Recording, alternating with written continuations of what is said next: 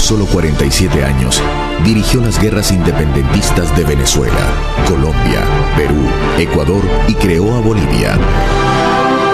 Mundialmente se le valora como uno de los militares más brillantes de todos los tiempos.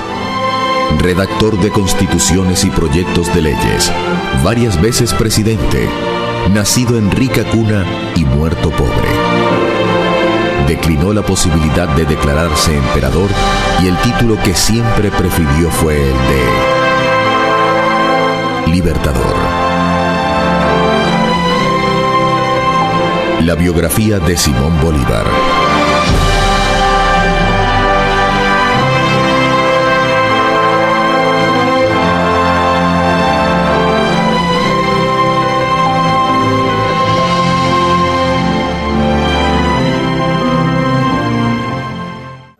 Corría el año de 1783 y era la ciudad de Caracas una incipiente población de menos de 45.000 habitantes. Venezuela apenas tenía 6 años de existencia como capitanía general, pues antes había sido una simple dependencia del virreinato de Santa Fe de Bogotá. El futuro libertador, Simón Bolívar, nace el 24 de julio de 1783 en su mansión familiar de la Plaza de San Jacinto. Es el cuarto hijo de una de las familias más acaudaladas de Caracas. Su fortuna alcanzaba para la época más de $8 millones.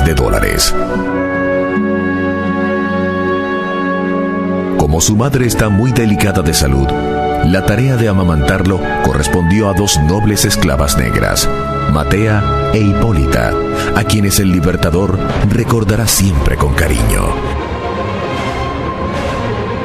El infortunio lo alcanzará tempranamente, pues tenía 3 años de edad cuando muere su padre, Juan Vicente Bolívar y Ponte, coronel del ejército español. 6 años después, pierde a su madre. Muy niño, comenzó a dar muestras de su carácter recio e indoblegable. Habiendo muerto su abuelo don Feliciano Palacio, su tutoría quedó a cargo de sus tíos Esteban y Carlos Palacio, con quienes no se entendía muy bien.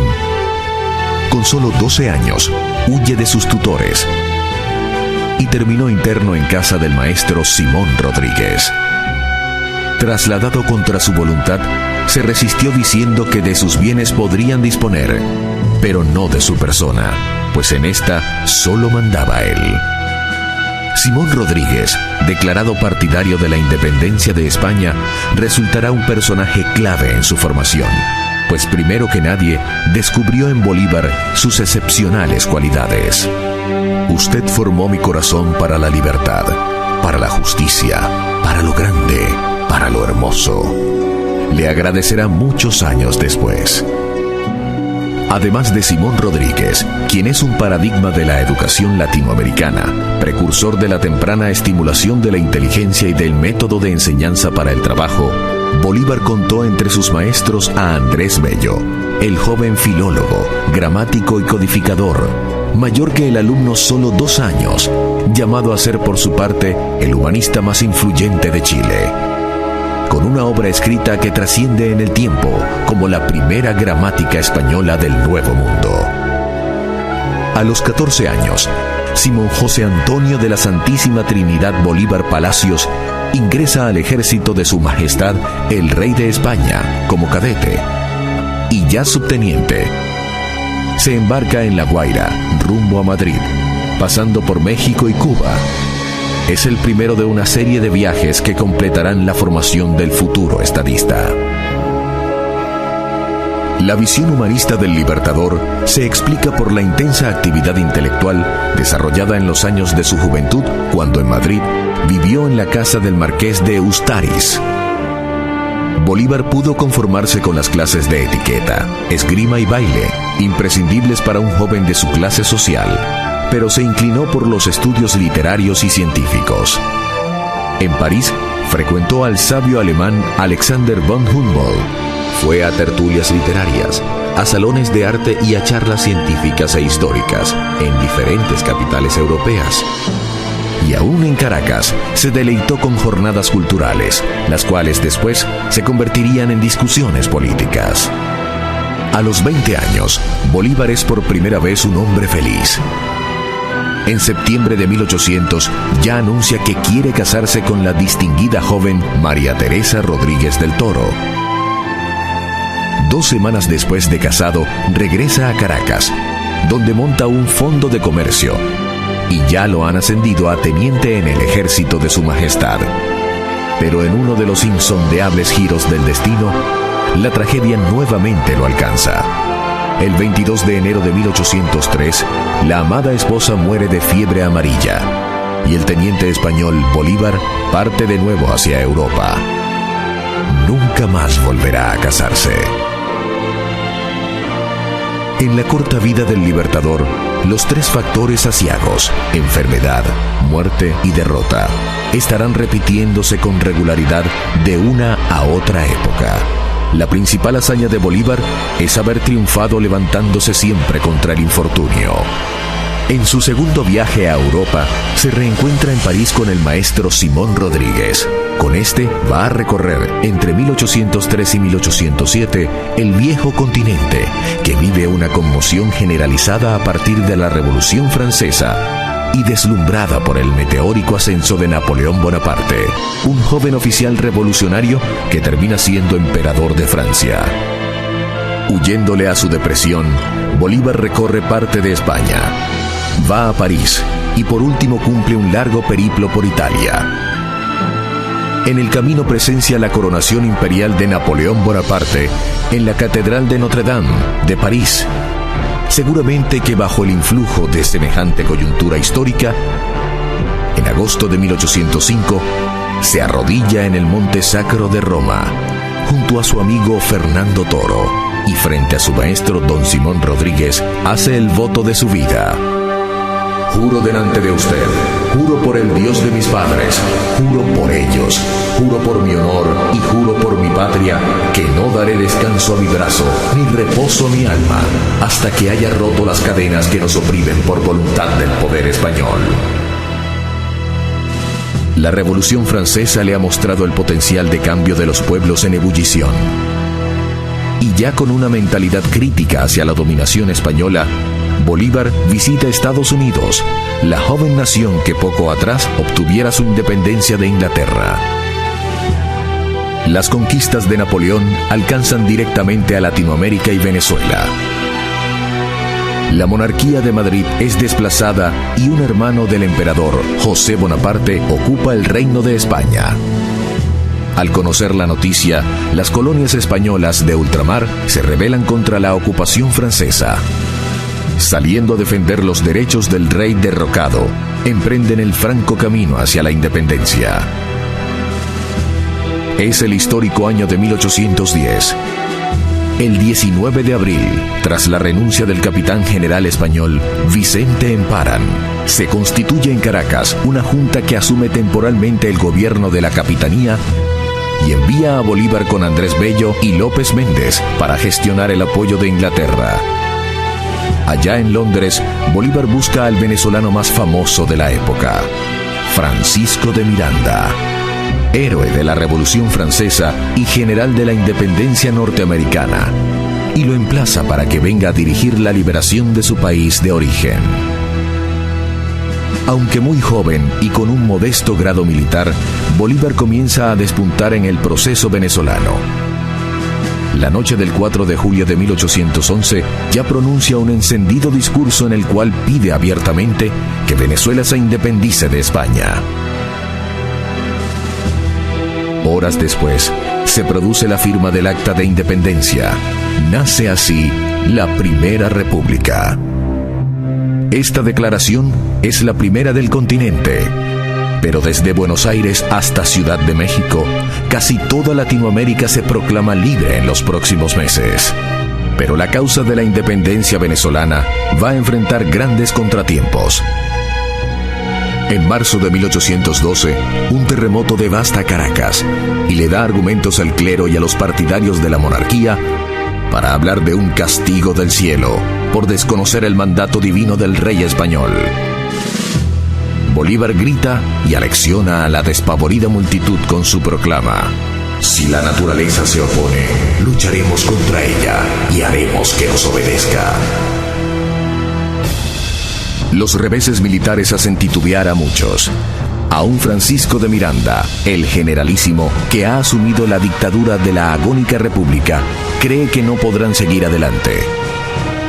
Bolívar, el orador fulminante y febril, ocupa la comandancia de la guarnición de Puerto Cabello, que el 30 de junio de 1812 se amotina en su contra y se pasa a las fuerzas del jefe realista Domingo Monteverde. Bolívar ha debutado militarmente con un terrible fracaso a cuestas. Pero entonces ratifica con los hechos lo que proclaman sus palabras. Lejos de aceptar la derrota, jura que va a seguir hasta el fin. Es un hombre de solo 29 años, pero ya tiene claro cuál será su destino. Por eso no duda en detener al generalísimo Francisco de Miranda, quien ha capitulado frente a Monteverde.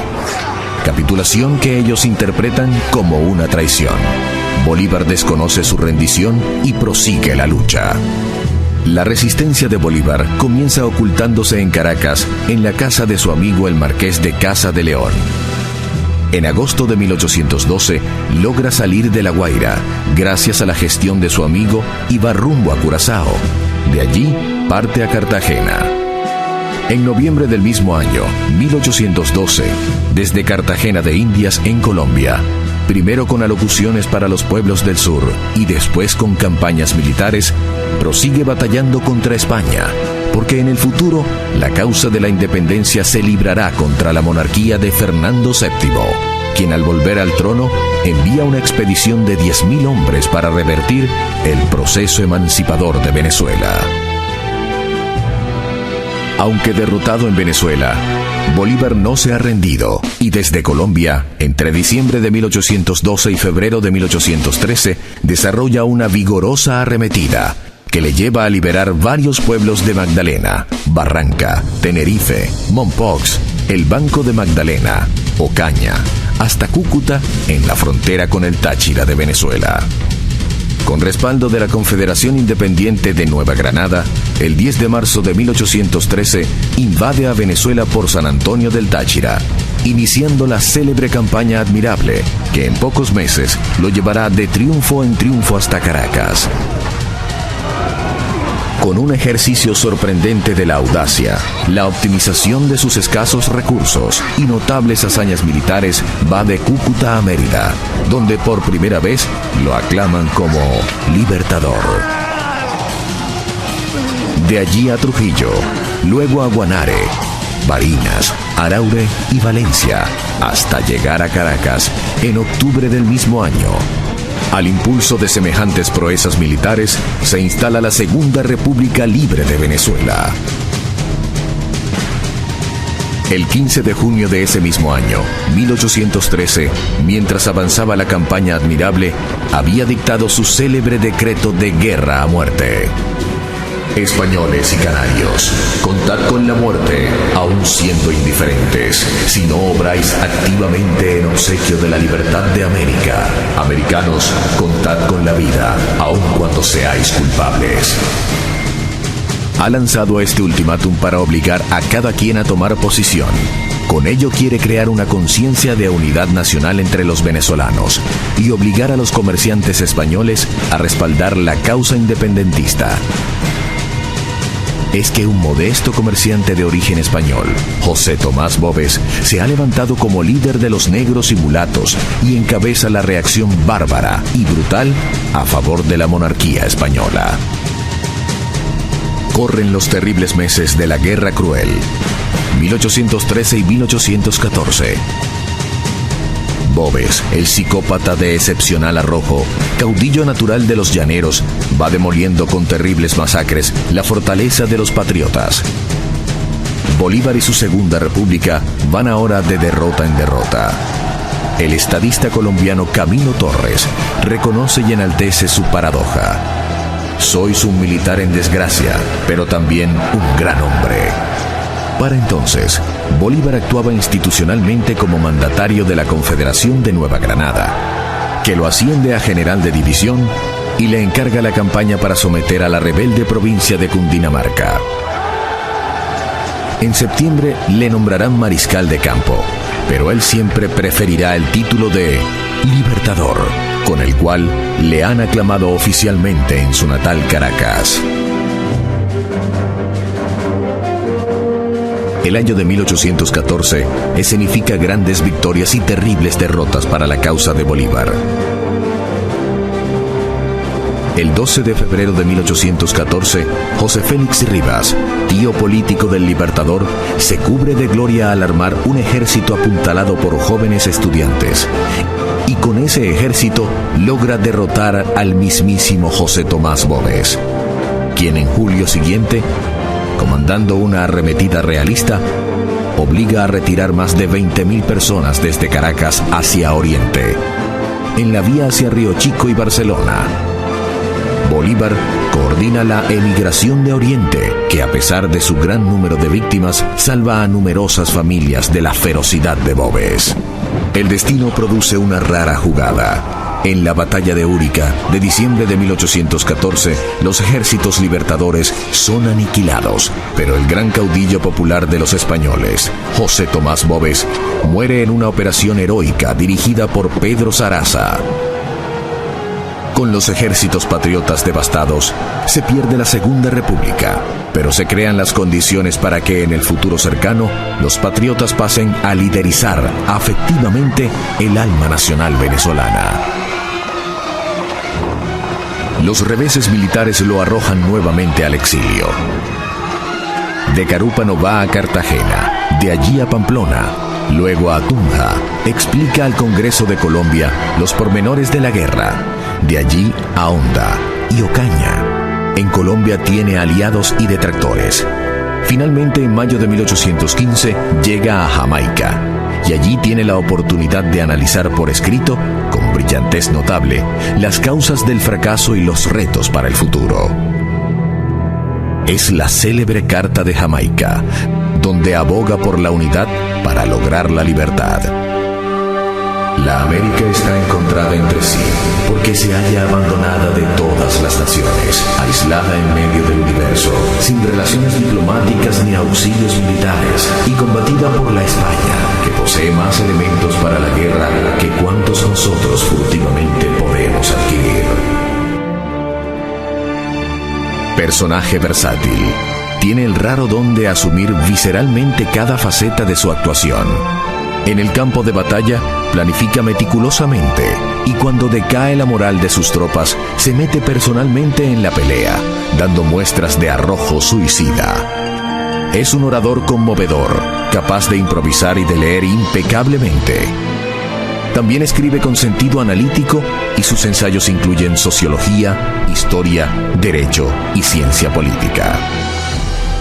Cerrando el año de 1815, llega a Haití, donde recibe extraordinario apoyo de parte del presidente Luis Petion. Allí asume el compromiso de liberar a los esclavos negros una vez llegue al poder en Venezuela. Ningún revés lo detiene. Cada uno de los generales patriotas se cree con derecho a ser el libertador.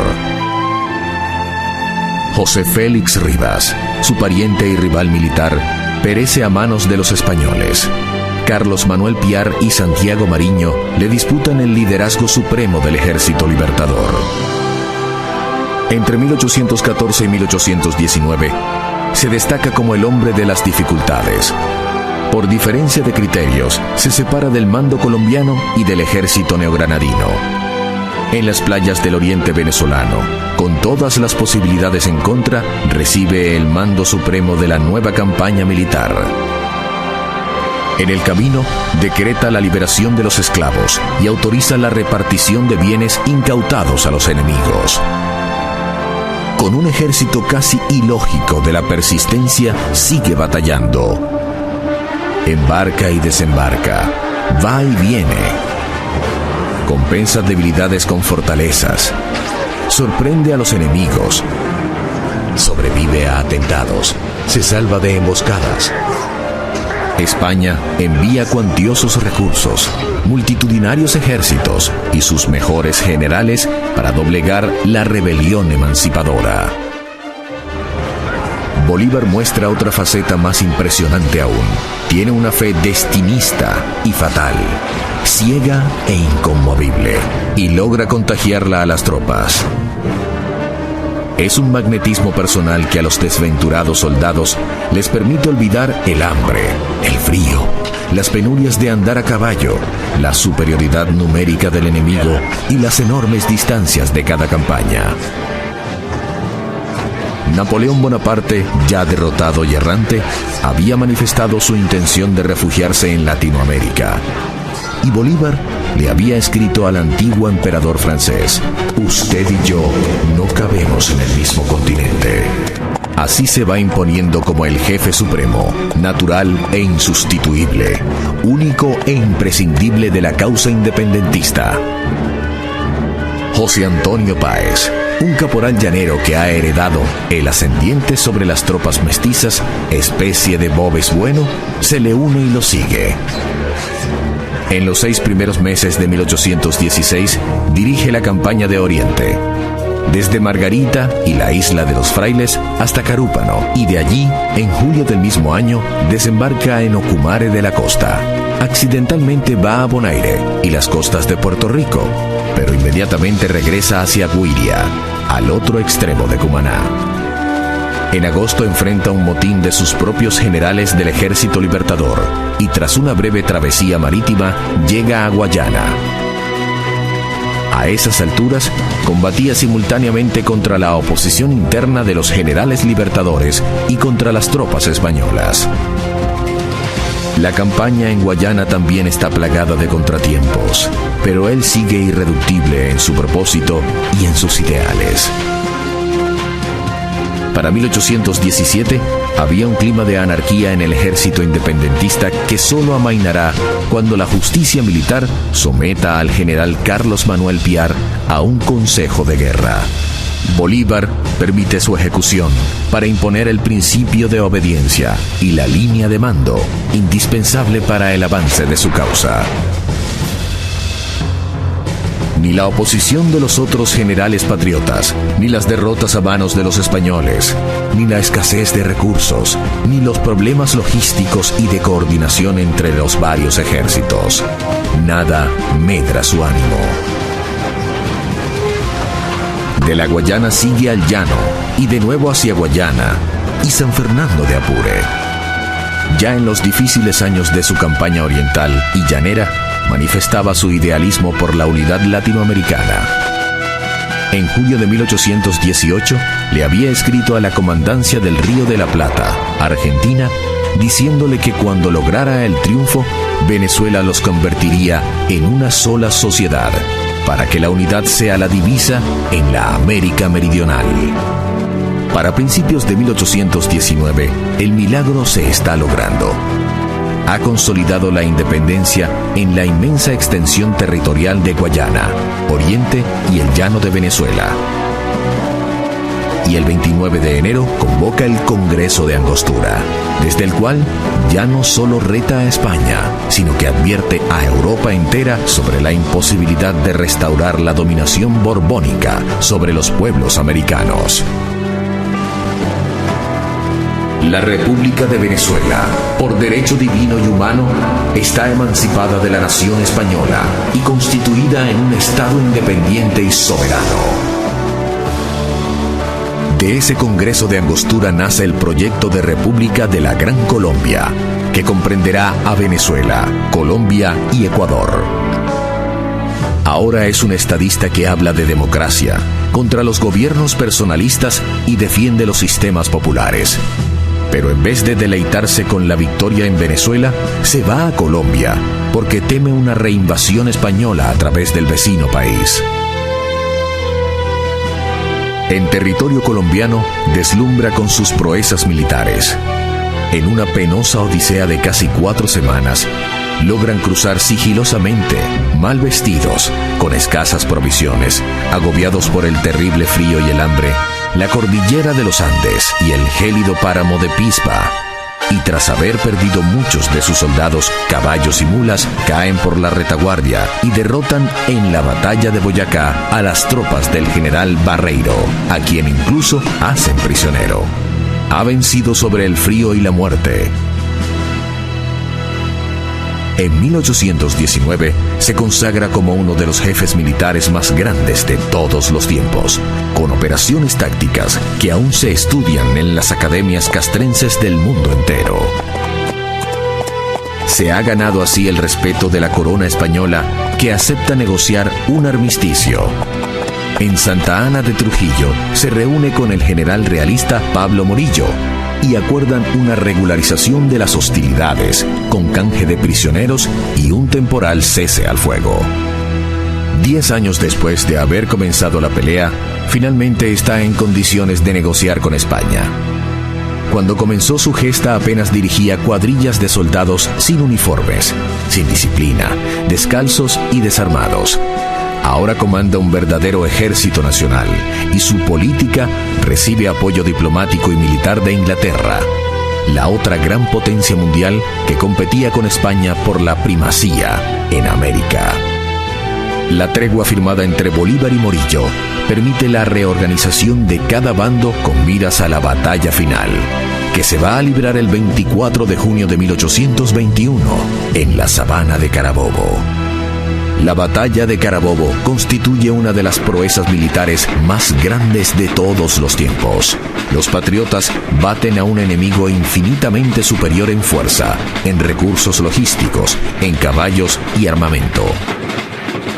La victoria es tan impactante que sella la independencia de Venezuela y debilita al imperio español en todo el continente. Progresivamente van alcanzando su independencia México, Guatemala y Santo Domingo en República Dominicana. Esta última proclama su intención de incorporarse a la Gran Colombia, presidida por Simón Bolívar. En adelante vive los años de su apogeo. Las cancillerías de Europa lo estudian de cerca como el hombre del momento mundial. Pero Bolívar prosigue su batalla como si fuera el primer día.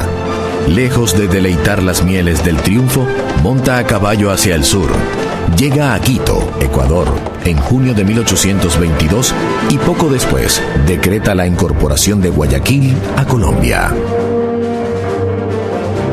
Va obsesionado con el ideal de la unidad latinoamericana y por eso avanza más allá, hasta Perú, el gran reducto de la dominación española en el área. El 27 de julio de 1822, persuade al general argentino José de San Martín de salir del Perú. San Martín se lleva el título de protector del Perú, pero le deja a Bolívar el título de libertador. También fue la era culminante de su vida íntima. El hombre desgraciado para el amor, que ha vivido irregulares romances a lo largo de su viudez, conoce a Manuelita Sáenz e inmediatamente se enamora de ella, quien abandona su vida en la alta sociedad de Quito y parte tras Bolívar, destinada a compartir y sufrir con él los últimos años. La campaña del Perú constituye la cumbre de su carrera militar y política. Bajo su mando directo en la batalla de Junín de 1824 y bajo el mando de Sucre en Ayacucho del mismo año, el ejército español queda definitivamente derrotado en toda Sudamérica. Se ha cumplido una de las proezas militares más grandes de todos los tiempos. Un ejército guerrillero, sin disciplina ni recursos, un ejército formado sobre la marcha, ha logrado derrotar a la primera potencia colonial de la época, la Gran España Imperial. Uno de cuyos soberanos, Carlos V, decía que en su reino nunca se ponía el sol. 1825 va a ser en perspectiva el punto de quiebre. Alcanza el mayor poder porque incorpora Perú a la Gran Colombia. Crea a Bolivia como nueva república a partir de la secesión del Alto Perú, e Inglaterra reconoce la independencia de estos pueblos. A Bolívar lo aclaman multitudes enfervorizadas por donde quiera que pasa. Voluntariamente renuncia al título de dictador que le había conferido el Congreso peruano para lograr la independencia. Simbólicamente le restituye el poder al Congreso peruano en enero de 1825. Yo no puedo, señores, admitir un poder que repugna a mi conciencia. Tampoco los legisladores pueden conceder una autoridad que el pueblo les ha confiado solo para representar su soberanía. También rechaza la recompensa de $1.000.000 que el Congreso de Perú acordó entregarle. En su lugar, esta recompensa se va a destinar para la educación en Caracas y otras ciudades de la Gran Colombia. Y es que en la cumbre de su poder, Bolívar siguió aferrado a los ideales de independencia, cambio institucional y justicia social que motivaron sus luchas del comienzo. Por su conciencia social, había decretado la abolición de la esclavitud y ahora impuso que los bienes incautados a los enemigos se repartiesen entre la pobre soldadesca. También manda la repartición de tierras entre los indígenas, la abolición de los abusos de los caciques y, fiel a su ideal abolicionista, libera a los indios de la condición de servidumbre.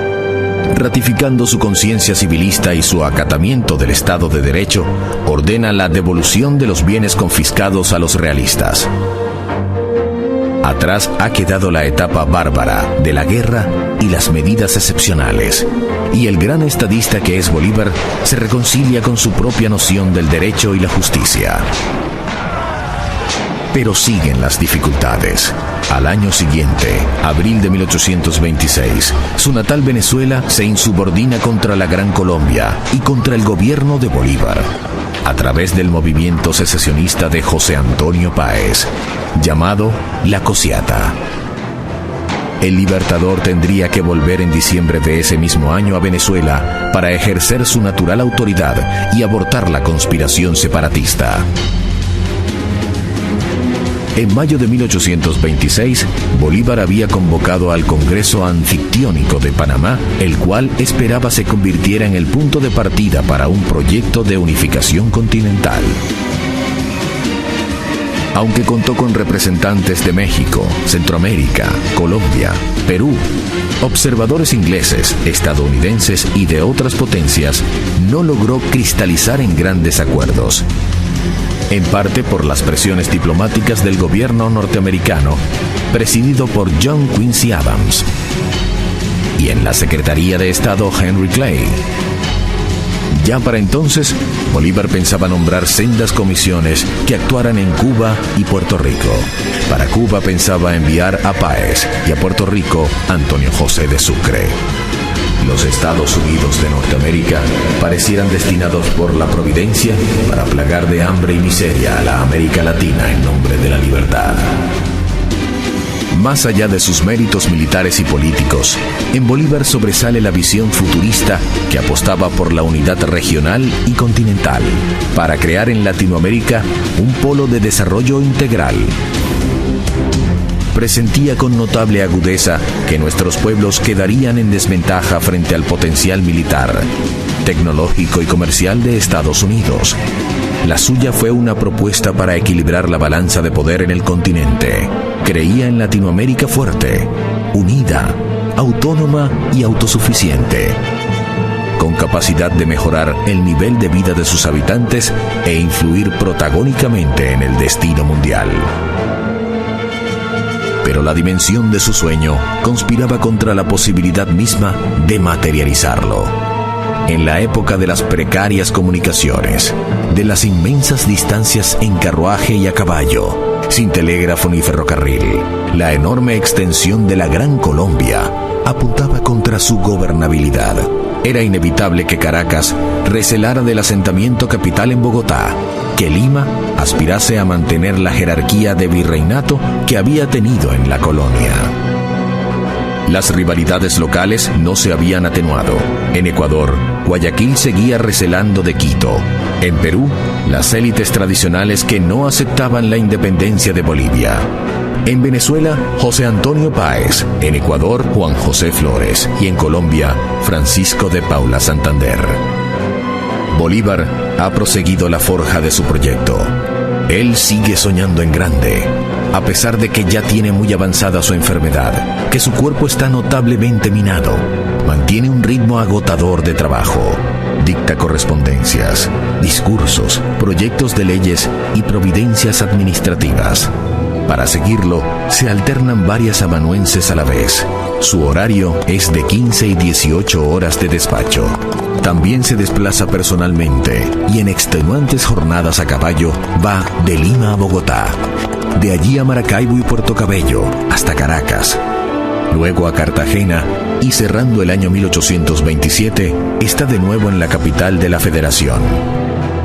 En Bogotá, capital de la entidad que comprendía todavía a Bolivia, Perú, Ecuador, Venezuela y por supuesto Colombia, se desempeña como un magistrado civil, acatando respetuoso la autoridad del Congreso, incluso cuando ese Congreso toma decisiones contrarias a sus proposiciones. Bolívar legisla, organiza, planifica, administra y decide, pero los más importantes personajes de la Gran Colombia apuestan a dividirla en varios pedazos para repartirse a cada cual un coto de influencia. Las diferencias con Santander, el vicepresidente colombiano, provocan la ruptura. Con la salud minada, pues ya sufría frecuentes ataques de fiebre y delirio propios de su mortal enfermedad, Bolívar se mostraba dispuesto a dejar el poder, ofrecía su renuncia, pero el Congreso Gran Colombiano, por las mismas rencillas entre los jefes locales, la rechazaba. El eje de la discordia era la animadversión entre Páez, el dirigente de Venezuela, y Santander, el dirigente de Colombia. Las rencillas han abortado el Congreso de Ocaña y ya se perfila la próxima división de la Gran Colombia. Bolívar ahora se ve obligado, el 20 de septiembre de 1828, a asumir poderes dictatoriales en Bogotá. Desesperadamente buscaba a toda costa salvar la gobernabilidad de la gigantesca federación que constituía su mayor sueño. Entonces, la reacción antibolivariana estalla. Las apetencias personales y las diferencias políticas logran desdibujar la buena imagen del hombre que ha sacrificado todo por el ideal de la América libre y unida. En Colombia, la oposición en su contra es tan exaltada que intentan asesinarlo el 25 de septiembre de 1828. Esa noche, la valentía de su compañera, Manuelita Sáenz, le salva la vida milagrosamente. Lo hace saltar por un balcón mientras ella sale a encarar a los asesinos. La mujer que ha dejado todo por el amor será conocida en adelante como la libertadora del libertador. La investigación sobre el frustrado magnicidio pone en evidencia las profundas divisiones de la sociedad grancolombina. Varios de los responsables son condenados a muerte. Todo esto agudiza la tensión y le da argumentos a los opositores. Perú es el primer país en separarse formalmente de la Gran Colombia, pero en Venezuela resurge con más fuerza el movimiento autonomista, nuevamente centrado en José Antonio Páez. Así llegamos al fatídico año de 1830, en el cual Bolívar conoció varias muertes. Primero, vio perecer su proyecto de unidad continental. Después, constató cómo muchos de sus más antiguos colaboradores se manifestaban en su contra. Perdió a Antonio José de Sucre, asesinado por los enemigos precisamente para impedir que sucediera al Libertador. Perdió el poder. Su presencia fue prohibida en Venezuela y, por último, perdió la vida. En enero de 1830 se había instalado un Congreso Constituyente en Valencia, Venezuela, el cual, tras varios meses de sesiones, acordó separarse de la Federación y suspender relaciones con Colombia mientras Simón Bolívar permaneciera en el territorio de ese país. Ya en los últimos meses, es un hombre muy debilitado. Había perdido mucho cabello, tenía las mejillas hundidas, los ojos sin vigor. Parezco un viejo de 60 años, confesaba entonces.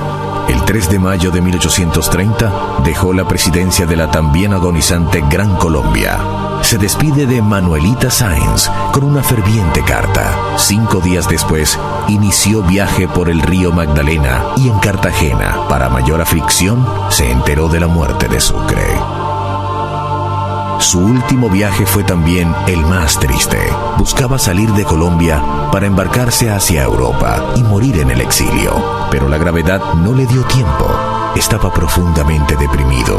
se comparaba con Cristo y el Quijote, concibiéndolos como otros soñadores de imposibles.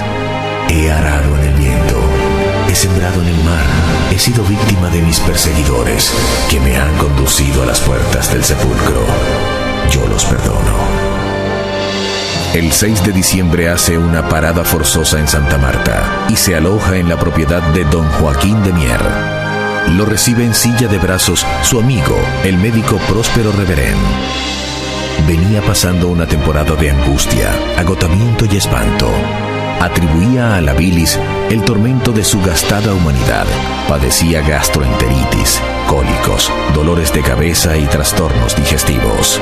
También desgastó a Bolívar la magnitud de las distancias. Pero sobre todo le afectó la magnitud del reto. El proyecto de unidad continental, que hoy ensalzamos como visionario, fue simplemente una utopía para la época. Está profundamente débil.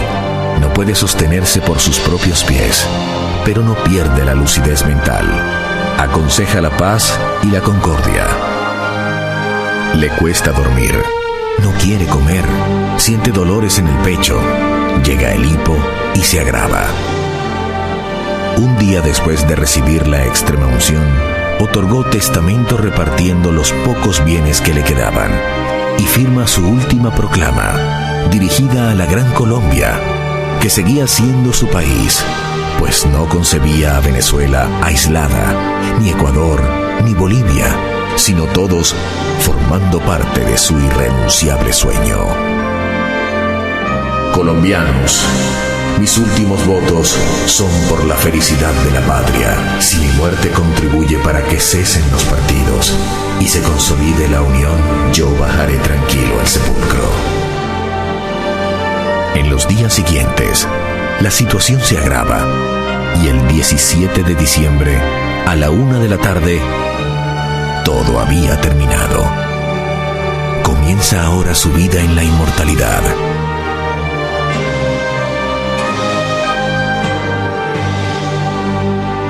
Al morir Bolívar, ya había perdido casi toda su fortuna familiar e incluso vestía una camisa prestada por el dueño de la Quinta San Pedro Alejandrino, el propietario español don Joaquín de Mier. Por casualidad, el peor adversario de la Corona de Madrid murió acogido en la caridad de un ciudadano español. Tampoco tenía pasaporte porque le habían despojado de su nacionalidad de origen y buscaba afanosamente cruzar el Atlántico para exiliarse lejos de América, el continente que lideró por varios años. Todo tan contradictorio y dramático como la vida entera de Simón Bolívar, el libertador.